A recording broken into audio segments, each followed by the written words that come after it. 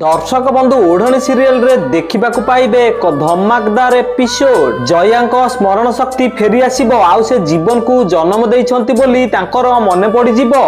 जया आसिकी जीवन को कहबे जीवन मु तोर मां मु तते जन्म देइची आउ ये अंश तोर जाला भाई।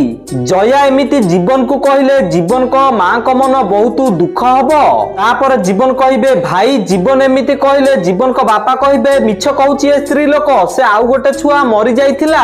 तापर अंश आसी कहबे ना मिछ से द्वितीय पुआ बंचीची आउ तम सामना रे छिड़ा होईची मते आ मो मां को अलिया भड़िया फोपाड़ दे जाइथिलो ना गोटे थर तमे पछकु चाहिकी देखिथिले जानि थांतो ना। तापर जीवन को बापा कहबे कोन सतेरे तू मोरी पुआ। जीवन को बापा एमिति कहिकी जीवन को जाई कहबे जीवन अंश तोर भाई। तापर अंश कहबे मु को पुआ नुह कि का भाई नुह मु खाली गोटाए मकसद रे एठिकी आसीची आउ सी हला मो मां सहित हेतिबा अत्याचार प्रतिशोध नबा पाई। दर्शक बंधु आपण मानु कौन लागुची अंश कौन प्रतिशोध नबाटा ठीक हबो कि हां कि ना हमको कमेंट माध्यम रे जणांतु। आ ओढ़णी सीरियल रो सब टिकमिक अपडेट सर्वप्रथमे जानिबा पई हम वीडियो गुटे लाइक करी चैनल को सब्सक्राइब कर दियंतु।